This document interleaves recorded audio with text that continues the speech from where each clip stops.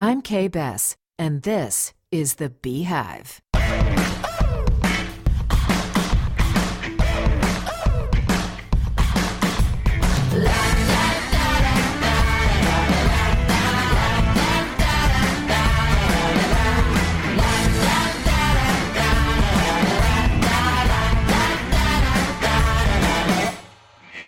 Women in voiceover, the voices of the fairer sex that keep the wheels of commerce and creativity moving in this country. Voices you hear every day, but names you likely don't know until now.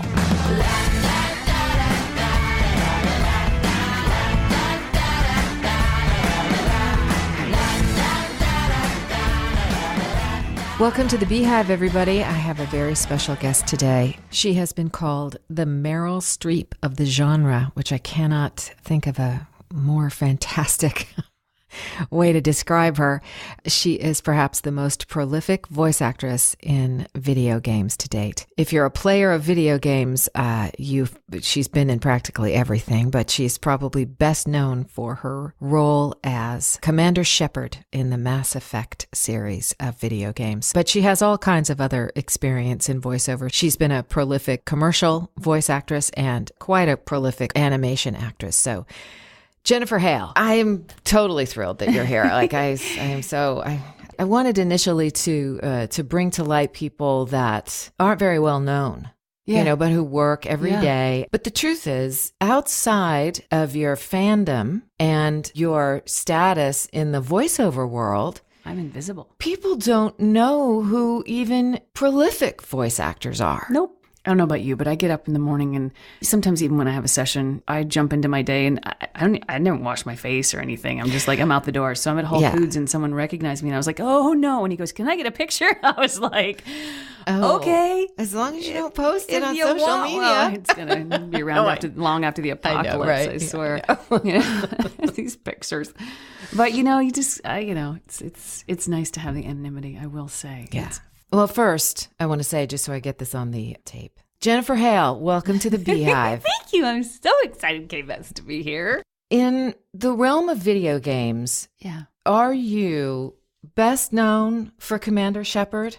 Is that because you've done so many? I was looking at your IMDb page, trying to sort of like put a little thing together, and I was like, okay, I'm out. I can't, That's how I feel. How do I summarize this? This is crazy. Like your list of credits. Yeah, you know what it is I have a real estate addiction, so I said yes to everything. Yeah. Back when games first started, we would do when we do animation sessions, we're taking turns. We're sharing the load. It's like a 32-page script, and we're all taking turns. And when games started, they're daunting. It's basically the script at best the size of a phone book, and typically like about 8 or 12 or 15 of them stacked on top of each other. Right. And then you cut that into strips, throw it in the air, and you work out of context, like pick something up, make it work. Yeah. And it's a 4-hour one-person show. And I think, a lot of people didn't want to do that because it was exhausting. And I was like, I'll do it. And honestly, that's how I got the volume of work, because I was like, I just would do it when no one else would. When I was at SBV, back when games were just kind of starting, I'm sure you had the experience of you didn't even audition. You just got sent to a job. Mary Ellen was like, you have a job for you in Santa Monica, go there. And it's like, okay. And I remember going to the first game that I recorded, and I don't even remember what it was. Yeah.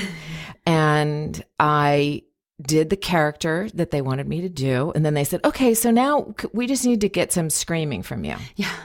And I said, oh, I don't scream. I said this before in another podcast, but I said I wasn't trying to be difficult. It was like, I don't know how. Yeah. I don't scream. I mean, I'm not a screamer. Yeah. Yeah. And they were like, okay. And eventually I just was like, I don't think I want to do those. Yeah. And so I passed. I passed on everything, not comprehending what they were or what they would become. Who would know? I had no idea. Who would know, right? I mean, I was only prepared for the screaming because, I started singing in clubs, rock clubs with a bunch of dudes when I was 15. And, they would mic the drums in a club that was 20 by 30. So you had to scream your face off to be heard. And I had that training, and I went to a classical singing teacher to train my my body Yeah. so that I wouldn't lose my voice. Yeah. And that just carried over. Yeah. Yeah. And I played in animation, I played a lot of crazy people, who were always screaming, know, so I was practiced at that. Yeah. And I was like, all right, I can do that. I can do that. Well, I think there's this notion of I scream how I scream. Right. And so character's a whole other thing. Yeah. And so it was just sort of funny. But to add on to that story, I left SBV, and you get to know the people that you're represented with. Yes. And your so, peers. And there are the people who share your agent, and you sit in the lobby with them, and this is how I know you, and and so then we don't always see each other, and then add on to that the fact that we're no longer going out to casting houses like we used to. It's all from home. I remember your Gateway Computers account, right? Which was huge. It was a huge account. Can I tell you a little backstory about that? Yes. When I first came to SBV, about way back in the fall of 1993, some of you weren't even born yet. I used to bug Mary Ellen and Cynthia and everybody, Robin and Charles and Libby, everybody then. And I would, because you get the copy for commercials, and it'll say, woman number 2, woman number 1, and then it'll say announcer. And I would be asked to do woman number 2 or girl number 4 or whatever. And I would say, okay, can I read for announcer? And they're like, no, they want a man. I said, can I do it anyway? You don't have to send it. Just let me do it every week. Just let me do it. Just let me do it anyway. Just let me do it anyway. And they started to send it here and there. I'm going to continue to scream until this breaks through. Yeah. Because this is crap. Yeah. I'm not it's doing ridiculous. this anymore. Yeah. We're done with being woman number 2. We're coming to the party. Yeah. Coming to the move party. over. So you had Gateway Computers, and I remember Jocelyn Blue had UPS, which again was just a huge campaign. Voice. And I remember hearing you in grocery stores while I'm, throwing crackers in the Call basket. 1-800-GATEWAY. Yeah. I mean, and there was a period of time where I was like, I haven't really heard Jennifer Hale very much. I wonder what Jennifer's doing. I'm at a different agency, I wonder what Jennifer Hale is doing. Huh. I don't know what propelled me. This was like 5 years ago, I think. Yeah. And I think it might have been when I was like, what are video games about? Right? And so I remember doing a Google search of like women in video games. And there's like article after article after article of, and things like the top 10 women in video game, that kind of stuff. And I'm like looking through and all these names, some I don't know, some and always number 1 is Jennifer Hale. And I'm like, oh, that's what she's been doing, right? Like, I don't know. It's indicative of a lot of things to me that there are so many varying areas of voiceover that you can work in one and not know about others because they're really kind of separate little biospheres, It's interesting, I mean, I've been in this, in this profession since I was a teenager and, full time. Remember when I turned 20, I hit it full time. Like I quit every other job and I was fully supporting myself in a tiny little market in the Southeast. And I learned very early on that you're in fashion and then you're out of fashion. And it has nothing to do with your skill level. Right. Has nothing to do with your talent. You're just the flavor and then you're not. Then I need to switch flavors. Right. Like sometimes you're in a chocolate mood. Diversify. Sometimes you're in a vanilla mood. Yeah. Exactly. And it's both great flavors. Just it's time for this one now. It's your turn, then it's not your turn. And my intention very early on was to diversify because I remember when I my first audition for VO in LA was for animation, and I wasn't allowed to watch cartoons as a kid. Interesting. Because I always thought of you as a commercial actress. And so to hear you say that my first auditions were in animation, it was wow. My very first one was Where on Earth is Carmen Sandiego, and I booked a series, and I was like, I did not know how to do it. So I jumped into classes with, Chris Zimmerman, Charlie Adler, Sue Blue, everybody who would teach, I would learn. And then I got another series and another series and another series and another series, and it was just stacking. Yeah. And I knew because the way the industry works that because I was a super flavor for a little while, that I wouldn't be a flavor. So I developed my skills as a utility player. Yeah. So all those directors who brought me in as a lead were like, okay, well, I can bring you 5 different voices for this session. And at the same time, then I started hammering my commercial reel because I knew, all right, when I go on the shelf for that one, I still want to, pay my mortgage and buy real estate. So I'm going to hone this skill over here in commercials. And then there was a time, it was around a couple of years, 2 years into Gateway. It was a little obnoxious. I remember going to Elaine Craig and a woman came in who was maybe not as peer oriented as the rest of us, not as community minded. There are a few out there. Yeah, she wasn't as community minded, and she was like, I heard you on this, and then I heard you on that, and then I heard you on that, and I thought, leave some for the rest of us, Jennifer. And I was like, okay, wow, whew, best to you. I'm going to go now. Yeah. But I knew when you get to that place that I was going to be on. I literally said I'm going to be on the shelf for about 6.5 years. And that's almost exactly the time period I was on the shelf after everything, ran its course. So during that time, I was like, all right, where am I going now? Animation and games, and I just kind of surfed all areas available. Yeah. I dipped into promo for a second, but it wasn't my tone at that time. I think as my voice has gained depth over the years, that definitely it's more my movie now, but time-wise, it's not, I don't have the time right now. But, you just kind of surf the different areas. You diversify within what you know. Yeah. Are you listening, voice actors who freak out when your it's not about you. Work falls away? Diversify. I mean, I think we all have to. We all, even those of us who've been around a while, have to remember those things. Yeah. I mean, I don't know if this is your experience. It sounds to me like you're propelled by a sense of forward thinking, as opposed to, like I go, I'm more propelled by panic. Oh, panic is definitely a part of it. Oh my God, I'm not, what do I do? And then I'm under the covers for 2 days, and then I come out swinging. Like, all right, where am I going to go and develop? What new skill am I going to develop? I have exactly that same experience. If I'm under the covers, I panic more. Yes. I believe that. I limit myself. Yeah. 2 days. That's it. It's so interesting. The law of attraction is a very, very visceral thing for me. I've experienced it so much. What you focus on grows. There's a great story, and there's a particular racetrack with a sharp curve, and there's a wall in that curve. Yeah. And everybody who's learning for the first time stares at that wall going, I don't want to hit the wall. I don't want to hit the wall. Right. And if you look at that wall, that's where you're going. Yeah. So you need to look at the track, what you want. And in horseback riding, where you look is where you're going. So if you're staring at the ground, guess where you're going? Look up. Look up. Yeah. And so every time I get in that panic mode, I don't like how it feels. So I'll pop into, what would it feel like I forget about how, release how. I forget about how, and I go, what would it feel like to have everything I needed and wanted right now? Why do I want it? I want it because I can relax. I want it because I won't panic. I want it because I can hang out with my kid. I want it because I really want to go to this place for vacation, and I want it because and that's why I want it, and that's why I want it, and that's why I want it. And then I do a thing called set it and forget it, where I did this back in 1994.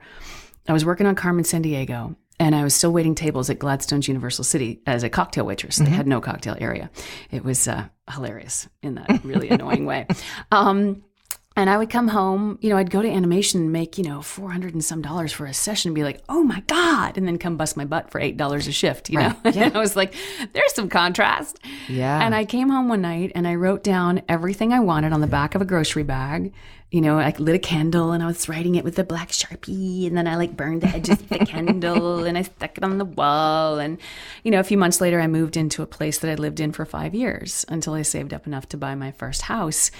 And I had rolled up that piece of paper when I moved the first time, stuck it away, and I never brought it out and I found it when I moved from that apartment into my first house, and I unrolled it and I read it and I was like, oh my gosh, I have almost everything on this list. These things came true. I set it and then I forget it. Yeah. And I show up every day to do the footwork, and some days the footwork is just, you can't stop the panic because it's energy. I just try to do like a 3-to-1, or if, some days it's a 2-to-1. Mm-hmm. For every terrifying thought I have, I go, okay, let me consider 2 other potential outcomes, or 3 if I can get there, that feels so much better. I'm not going to rid myself of the panic, but I'm going to tell myself that it's going to be okay. It really is a matter of forming new thought habits, And I know when I go through times of panic, I give myself over to the panic for a specific period of time. Perfect. And and in the midst of it, I become more and more aware of, as you say, wow, this is a waste of time, and the kind of, and also what I'm aware of is like a lot of people, if you lose a job, you know, that you really wanted or something, and you think, oh, I'm not good enough and I'll never be. And it's because I'm old. It's because I'm this. It's because, right. All of that. Yeah. But the other voice, in my head is getting louder, which says, that's a load of crap. Yes. That's ridiculous. Yes. Stop it. Yes. So there's this little battle that's waged. And as the years go on, and the more you train your mind toward what you know to be true, and the truth is your talent is your talent. It develops. You don't lose it, and so I just find the older I get, the better angel of my nature is speaking louder to me. Yeah, you get a grip on the noise. Yeah, exactly. Yeah. It's I agree completely. You reminded me of something there. We're also culturally, there's a book that I read in college. It's still on my shelf. It's called Captains of Consciousness. I started with a theater scholarship and then went over to broadcasting for half a minute and then ended up with a business degree. And the business side of things, I read a book about marketing, which is that before the Industrial Revolution, only people with a lot of money could have like a table like this, or, a carving like that. But when mass production came along, everybody could head what the wealthy had. Yeah. But once everybody's got it, they've got it. They don't need it anymore. Right. So you need to create demand. So therefore marketing was born, And so we've been marketed to our entire lives. We live in the matrix, and our insecurities are driven in large part by marketing. I feel like there's so many things going on for us in what we were just talking about. There's the normal native self-doubt, which is just part of being human and getting stronger as a human. It's like our heavyweights that we lift in order to become emotionally stronger, right? Mm-hmm. And then there's the cultural push to make us feel less than, so we take our money and give it to the machine.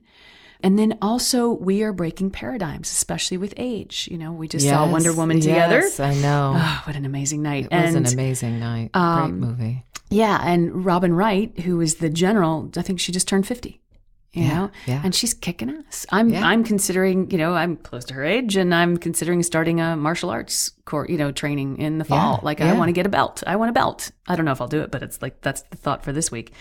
And we are breaking paradigms. So we're not just busting through our own insecurities. We're busting through cultural pressure. We're busting through paradigm shift. Yeah. We're breaking new ground. We are redefining what it is to be in our 40s, 50s, 60s, and on. Yeah.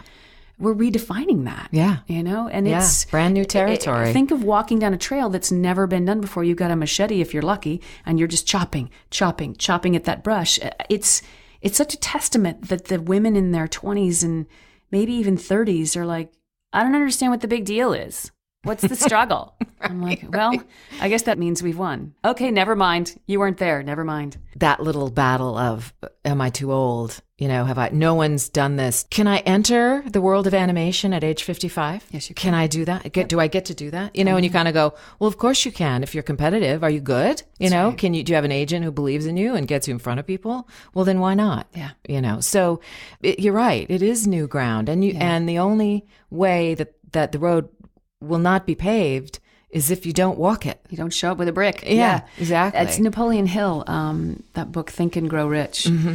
And there's the major assertion in that book is, he followed the most successful people on the planet for 20 years. And it comes down to thoughts are things. I believe they're things on a couple of different levels. Number one, they're things on, I think there's a thing called the reticular formation of the brain that recognizes patterns. And by saying every day what you want, it's like, it's the green Toyota thing or the brown Toyota. You're like, I want a silver Toyota or a black Toyota. All of a sudden you see them everywhere. You're training your reticular formation to recognize. Yes, right. So when you declare what you want every day in a visualization or whatever you want to call it, a goal setting thing or just a dream or an affirmation, you're reminding your reticular formation, focus on that. Focus on that. And the unconscious mind is like a computer. It doesn't know the difference between positive and negative information. So it will literally execute your orders. So if you say, I'm trying to, it will try. Right. If you say, I am, it will go, oh, okay. You Let are. me get busy. Yeah. I am. And I've even heard that sort of taken to the next step, which is to say, if you make statements about I want, you are in a state of want. Yes. And as opposed to I possess, I have, I am, right? That are current right now. Yeah. And it's a matter of I have and I see. Yeah. And I bring it to me. Yeah. That kind of, it's totally interesting. It's so interesting. A phrase occurred to me a while back that I found very useful because it lights a little spark in my gut and makes me feel happy. I am excited and grateful that. I am excited and grateful that this has happened. I am excited and grateful that has occurred. And I am excited and grateful that I have this and that this is on its way to me. Yeah. That I'm learning this, that I am improving at that I am kicking butt at this or having a great time. And there's also the idea of having a larger goal that may seem to you to be very far off, very far in the distance, and then saying, well, how do you break that down? What are the steps? And I know for me in starting the pursuit of animation work, it's, of course you want a recurring role in a series, but what are the steps there? And so the idea of, you start with your audition, you start with meeting people, you start with a little role here, you start with a callback where maybe you're not going to get the role, but now they know who you are. Yeah. And so all of those little things, they are wins. And to see them as something less than a win is detrimental. Oh, there's another piece of the thoughts or things, which is that what you focus on grows. On a metaphysical level, at the risk of sounding woo-woo, I have experienced it. Things come in when you set it, as I did when I wrote that stuff down, and then forget it, not forget that you want it. Don't worry about how. How is not really your business. You show up each day, you go, what's out there that's fun involved with this? What's out there that's connected to this? And then trust your gut, because all this stuff from a knowledge base much larger than if you had to do it by your tiny little self will kick in, and you'll bump into something and go, oh, okay, sure, let's do that. Yeah. Like right now I went to, Charlie Adler. Go see Charlie Adler. Genius. He'll, animation. Just listen to the crazy things that pop up and go, why not? Yeah. It's that say yes. Yeah. Say yes. Say yes. Yeah. And how. You don't have to worry about how. Just show up every day and take the action that's in front of you. Yeah. And before you know it, because if you have an idea of how, and the how's not going the way you thought the how was going to go, then that's a negative expression of energy on your goal. Whereas if you release the how and go, I don't know, hey, something showed up. Sweet. I never thought of that. Okay, that showed up. Right. Sweet. You're going to be faster to your goal by releasing it to the larger powers that be. There's something about letting go. So you're Canadian. I'm dual citizen. Jennifer Hale. I'm a fence hopper. You're a fence hopper. And so what province are you from? Labrador. Technically, Labrador. Technically, we fall under the government of Newfoundland, but it is Labrador. It's different. Yeah. Oh, that's interesting. Yeah. So when did you come to the U.S.? I was just under 2 years old. Oh, my goodness. Yeah, okay. My mom brought me back into New England, to that area. Okay. And then I went down to Montgomery, Alabama, then Birmingham, then Cincinnati, back to Birmingham, commuted to Atlanta, and moved to L.A. Wow. So were you born in Canada? I was born in Labrador. My father's Canadian, my mother's American. Okay. Yeah. Okay. I got it. My husband is Canadian. Where's he from? He's from British Columbia. What part? Kelowna. Oh, I know Kelowna. Yeah. Yeah, we're actually going to be migrating north at some point in the next few years. And that was one of the places that we looked at. Kelowna it's gorgeous. Yeah, it's lovely. He actually, interestingly enough, he was born in Chicago. Oh, wow. His parents were missionaries from Canada, working in the U.S. Let's go save those people. Let's go save Keep trying. Exactly. So there's still work to be done. He's dual citizen as well? Yes. Yeah, he is. Did you get your Canadian passport as well? I did you're not. Married to him? No, I didn't. He actually just got his. Yes. No, he's had his U. As soon as he, he's always had his SIN number. Yes, yes. And then he moved to the U.S.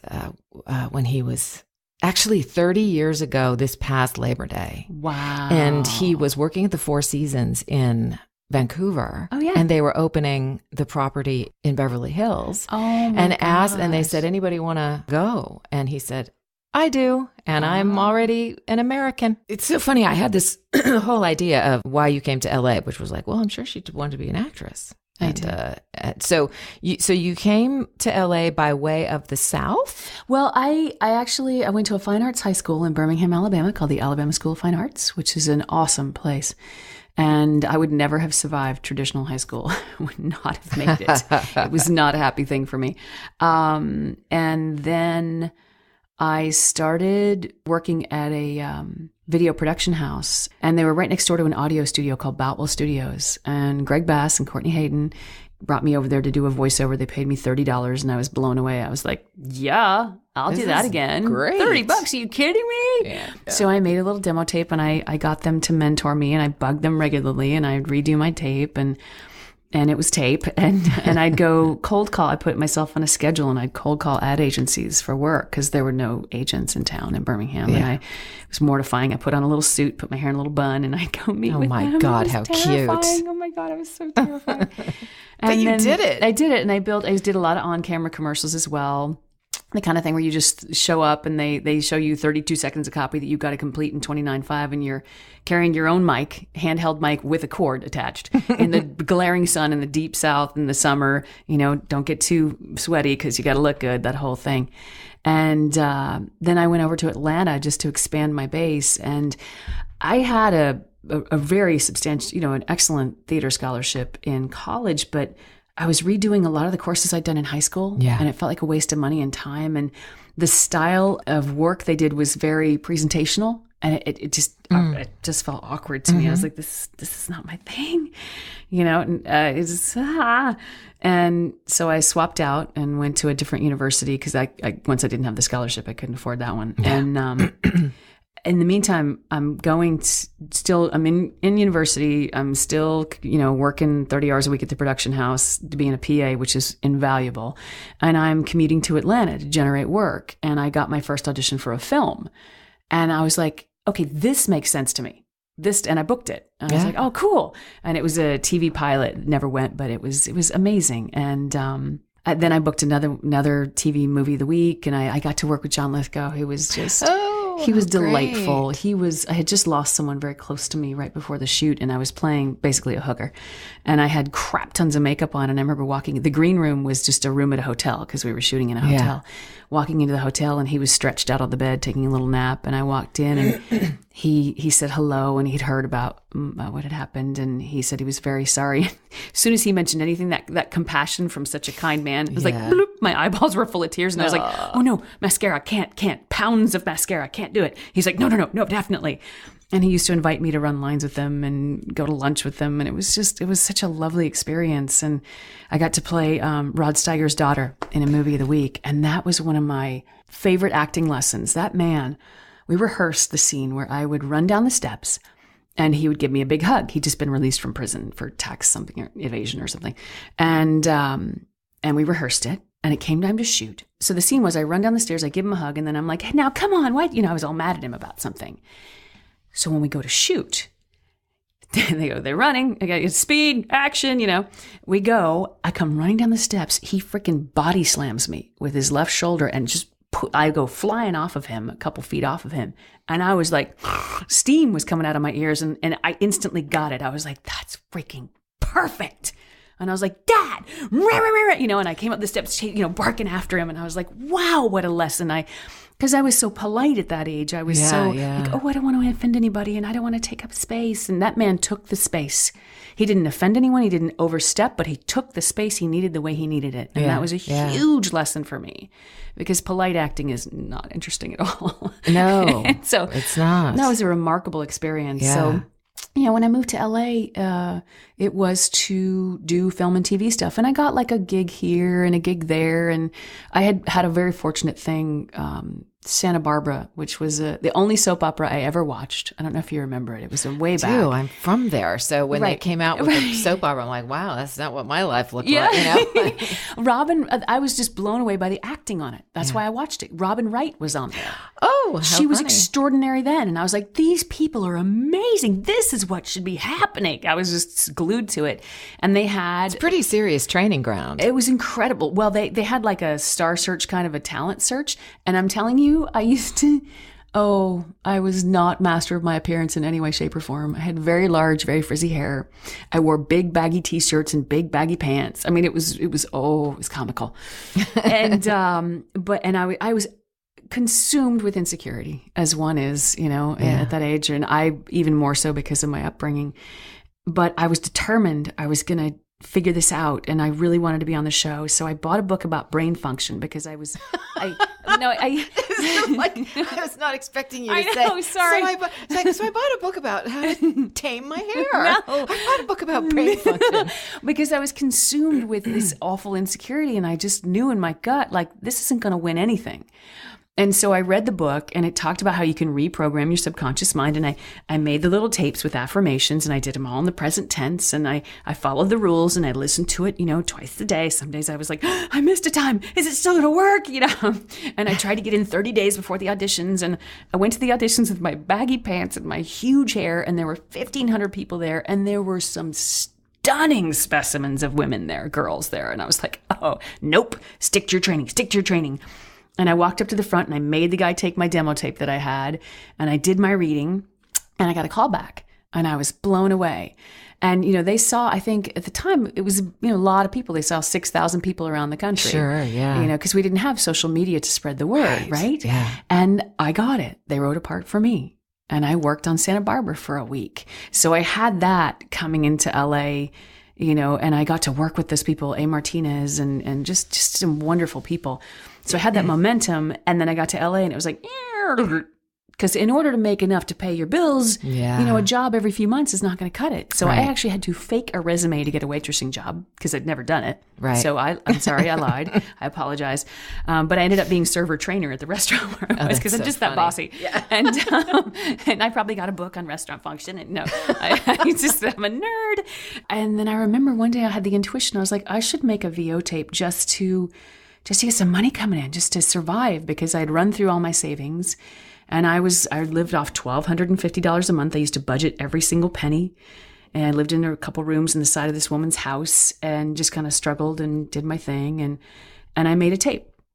And I didn't have anything, but I scraped up $1,000 for the coach and the tape and the time and the production and the duplication. And I was like, I'm going to do this. And I just charged it. I was like, I hate debt, but I'm going to do this. And it was with Cindy Akers. Yeah, now Cindy Akers Rabson. And we went in and, because I'd done hundreds of local and regional TV and radio commercials before I got to LA. So, you're trained. Yeah. And I went in there in 45 minutes. We did like 8 different spots. And she was like, wow. Okay. Yeah. And she picked up the phone and she called Cynthia McLean at SBV, who still represents me to this day. So that's how they're your first agent and remain. Mm-hmm. And a month later, Charles, bless him, was in the shower and had the inspiration to send me to the callbacks for Where on Earth is Carmen Sandiego. And Marcia Goodman agreed to see me. And that was it. So, and that's what I mean about, I just saw that I wanted a solution there. And I think that one worked because I had no attachment to the how. Yeah. With the on-camera stuff, I was like, know how. This is the how. This is how I have to do it. I have to do this for on-camera, and I have to do that for the acting. I have to do that and that. And with the VO, I was like, I don't know. It's just, let's make it so. Something make it so. Yeah. And boom. But there's a level of kind of like, you don't know what you don't know. Right. So you just go, okay, well, I'll just do this. Yeah. Truly. Like it's brilliant. I mean, and that is how I think things work when you kind of just step in. I mean, when I started this podcast, I was like, I didn't listen to other podcasts and find out what other people do. And is there a way you're supposed to do an intro? Should I do this? I did nothing of that. I just did what I wanted to do. And it's awesome. And I didn't, and who knows? Whatever. I mean, I how people judge it, I don't care. Yeah. It's very interesting when in so many other areas of life, you try to wrangle and control and let me figure it out first before I try. And that just doesn't work. Are you a sci-fi watcher? Certain sci-fi. I'm a big Trek person. Okay. Yeah. Did you ever see the reboot of Battlestar Galactica? I saw pieces of it. There was this woman in the tub. Do you remember the woman? Did you ever see the woman in the tub? No. There was a woman in the tub. Whenever I'm going to have to go and watch it now. I love that series so much. So the reboot of it. The reboot of it. Okay. With Edward James Olmos and I'm due Tricia Helfer. for a new. It was just Oh God, I love it. So get through the first 4 episodes when you're like, what the hell's going on? You always have to get through the first style 4 of it. episodes. But after that, I think I watched it twice. I loved it so much. But the woman in the tub was this, bless that actress, man. She's laid in this tub of gel stuff, and she was on the Cylon ship. And, they would spool up their FTL drives and sort of do a jump to a different place, right? And she would just go, she'd be laying in the tub, and all of a sudden she'd just like come up out of the tub and go, jump! And boom, they were somewhere else, I think of my life that way sometimes. I was skiing once, and I'd had my first decent injury. I hammered my left shin with a ski and had a bone bruise. And before that, I hadn't had any injuries. I was like, woo! I was thinking I learned to ski at the beginning of my 40s. I'd never done it my whole life. Yeah. I was like, woo! And once you get injured, like, oh no, things can happen. And I was skiing. My next time to ski after that, I'd lost my mojo. And I was like, where's all that confidence and all the fun? This sucks. And I was in my brain trying to like, come on, let's change the attitude. And I could sort of feel that I imagined in my head, I was in sort of the left, like some left corner of my brain. And I saw that woman hit my head, and I went, you know what? Screw this part of my brain. I'm just going to jump. Let's jump to a different corner. And I pictured literally jumping to a different corner of my brain where skiing was awesome. And I had a great rest of the day. So how have you and how has your career changed since having a child? It's so funny. Everybody says before you have a kid, oh, your life's going to totally change. And I heard that like, uh-oh, and my life has totally changed, and it's awesome. I don't care about going out. I have to make myself go out and do stuff. I just want to be there. Yeah. What matters is so different. It's so clear how fast time goes. Yes. I was already present to that, but now it's painful. Yeah. Yes. Yeah, it is. That's the part of parenthood that they don't tell you. Yeah. They don't tell you about the million losses. Yeah. And you get in the groove of the losses after a while. You're like, all right, the losses are part of the, part of the gains. And I've had to transmute them into, I have to reframe them. They're not losses, they're memories now. They're a beautiful box of incredible things we all have done together. Things matter a lot less. Yeah. They matter. It's like, you know what? And other things matter a lot more. Yeah. My kid's healthy. Yeah. I'm healthy. Yeah. We have a place to live. Thank the gods we have a roof over our head. I think I can pay for his college education or start his business with him, whatever.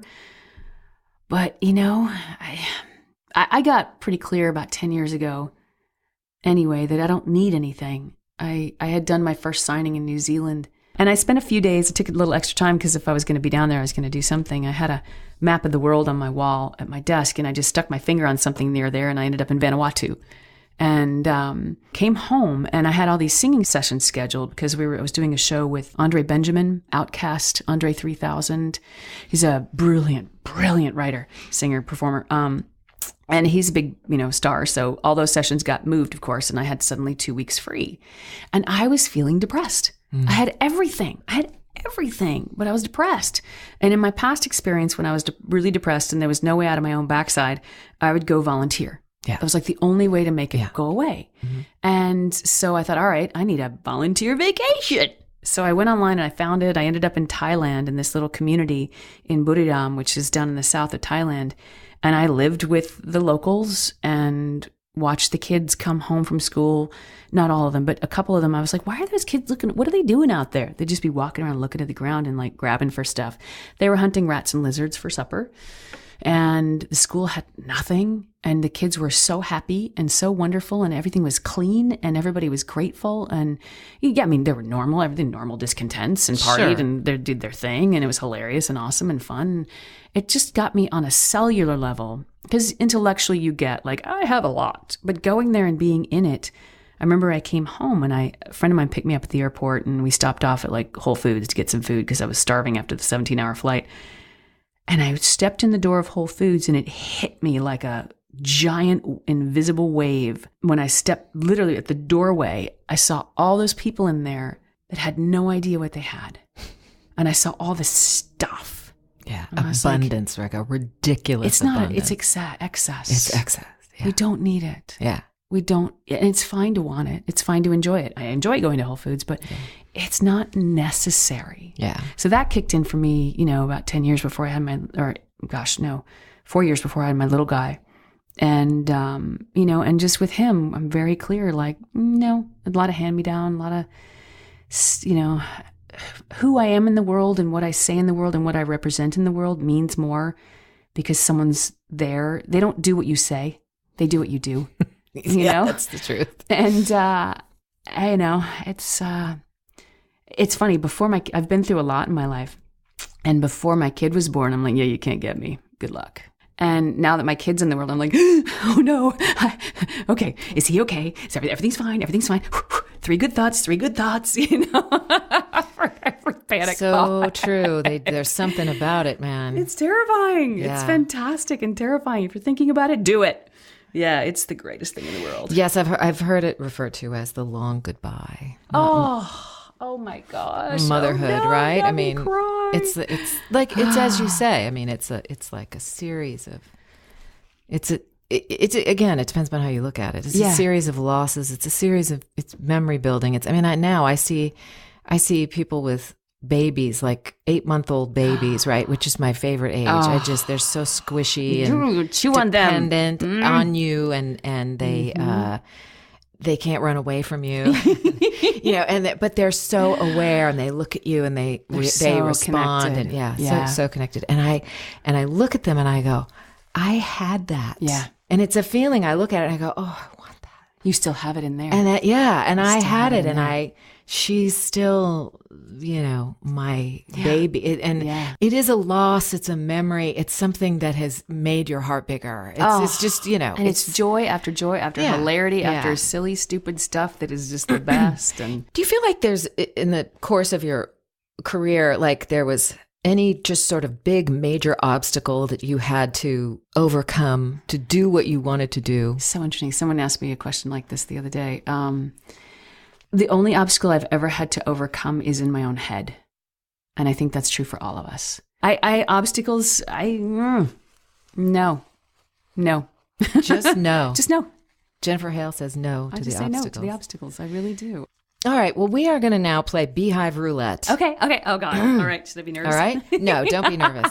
So I have 50 questions here. Holy crap! But you're just going to pick 10 of them. Oh, phew. Okay. Phew. And so I should get my little. I'll just call out random numbers. That's exactly what you're going to do. Oh, really? Okay. Yeah. Good. Yeah. You're going to call out random numbers.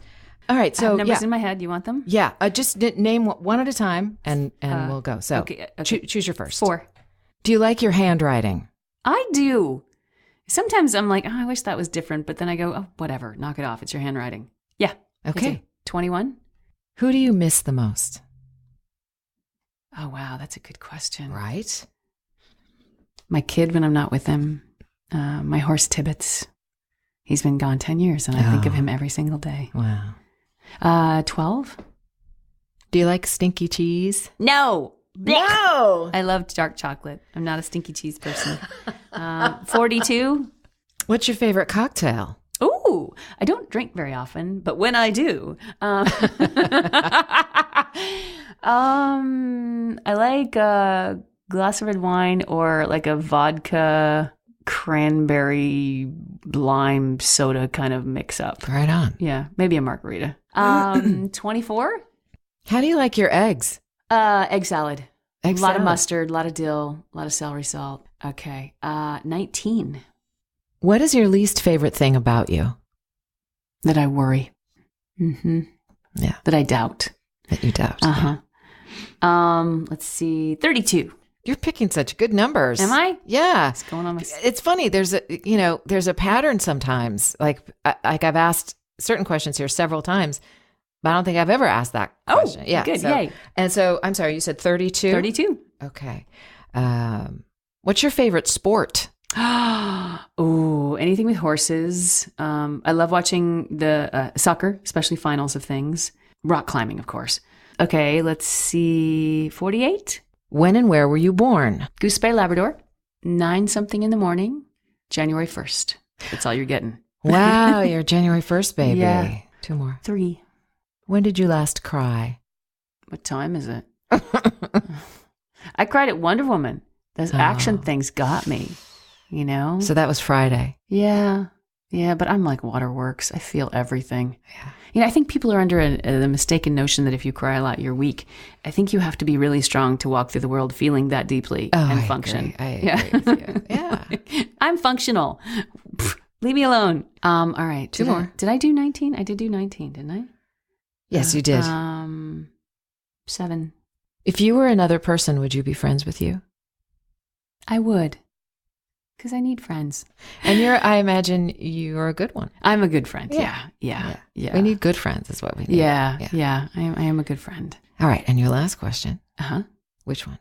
Oh, well, let's do 50. Name something most people don't know about you. I love to cook. I don't do it often, but when I do, I really enjoy it. Excellent. Yeah. Now I have the last question. Okay. Which is, if heaven exists, what would you like to hear God say to you when you arrive at the pearly gates? You were right on. You did a great job.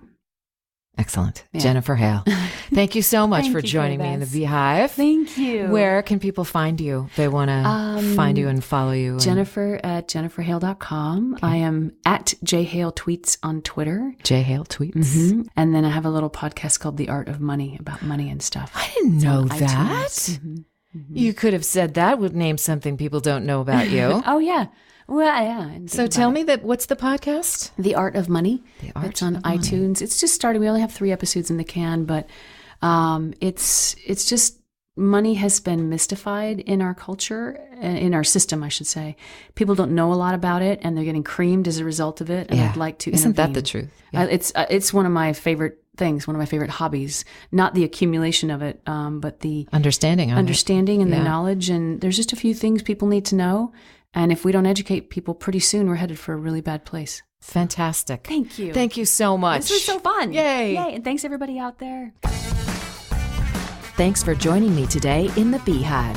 For podcast notes, pictures, and more information on my guests, visit the podcast website, thebeehivepodcast.com. Find me at my website, kbess.com. Follow me on Twitter at kbess, and subscribe to my channel on YouTube. If you've a mind to, please post a review of the podcast on iTunes. Kind words are like honey, sweet to the soul and good for the bones. Come back for more Women in Voiceover next time in the Beehive.